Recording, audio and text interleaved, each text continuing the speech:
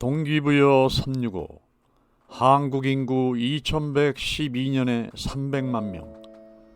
일론 머스크 테슬라 CEO가 한국의 인구 감소 문제에 대해 발언에 주목을 받고 있습니다. 머스크는 트위터를 통해 인구 붕괴는 문명에 대한 가장 큰 위협이라며 한국과 홍콩이 세계에서 가장 빠른 속도로 인구 붕괴를 겪고 있다고 말했습니다.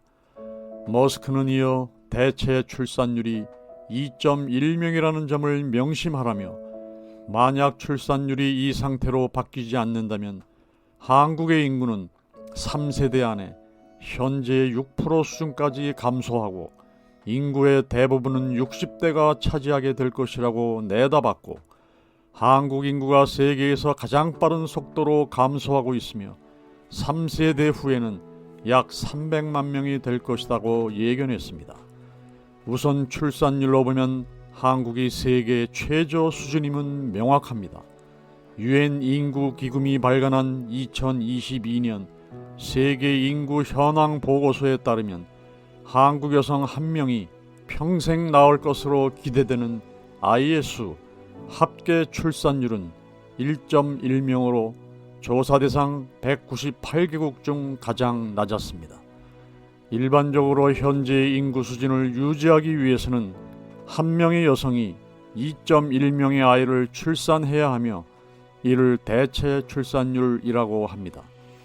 그렇다면 3세대 안의 한국 인구는 한 세대를 약 30년이라고 보면 머스크의 말대로 2112년에는 한국에 약 310만 명밖에 남지 않을 것이라는 계산이 나옵니다. 머스크의 발언에서 가장 핵심적인 부분은 인구가 감소한다는 예측이 아니라 인구 감소는 재앙이라는 주장입니다. 머스크는 인구 감소가 왜 인류에게 재앙인지에 대해 구체적으로 언급하지는 않았지만 일반적으로는 인구 감소에 따른 경제 규모 축소를 우려하는 목소리가 가장 큽니다.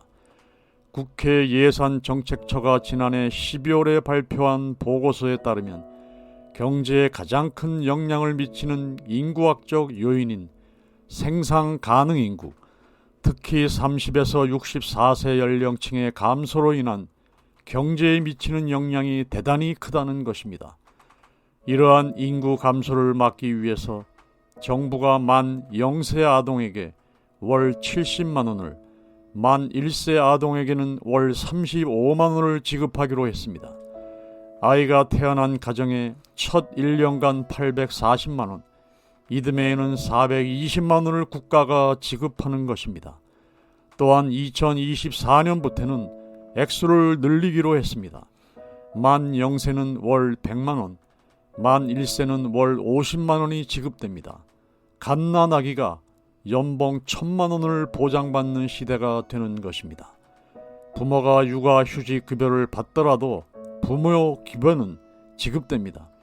한국의 인구가 3세대, 즉 90년 뒤인 2112년에 300만 명이 될 수 있다는 머스크의 예견을 깊이 있게 진정으로 받아들여서 이에 대한 단기적, 장기적 계획을 수립하여 적극적으로 대처해야 인구 감소로 인한 국가 재앙을 막을 수 있을 것으로 사료됩니다.